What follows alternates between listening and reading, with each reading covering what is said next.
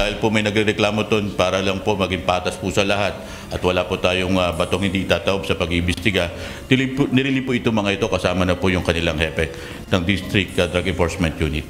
Nadagdagan pa ang 7 pulis na isinasangkot sa operasyon ng Manila Police District Drug Enforcement Unit noong September 9 sa Sampaloc, Manila.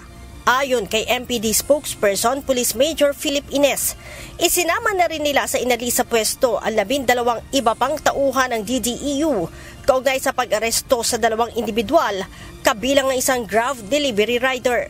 Kabilang sa mga pulis na inali sa pwesto ay may ranggong police major na hepe ng District Drug Enforcement Unit, 2 master sergeant, 2 staff sergeant, 1 corporal at 1 patrolman. Gumugulong na po yung administratibo nilang kaso at binibigyan po natin ng pagkakataon yung both parties dito, doon po sa due process. Kasi ito pong personnel natin ay file po nila yung kaso dito sa nagrereklamo. Kinasuhan po nila ito ng Section 5 at saka Section 11. Sinabi naman ni Major Ines na lehitimo ang operasyon ng mga pulis. Sa katunayan, may nakuhang droga sa mga ito.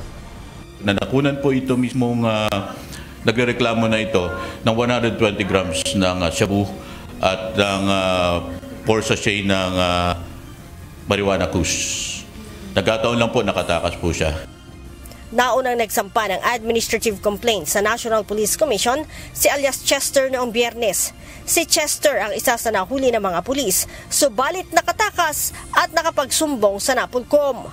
Habang nakakulong naman ang kaibigan nito dahil sa paglabag sa Section 5 selling at Section 11 possession ng Republic Act 9165 o Comprehensive Dangerous Drugs Act of 2002. Leia Ilagan, UNTV, News and Rescue. Diyos ang aming sandigan, serbisyo publiko ang aming pinahahalagahan.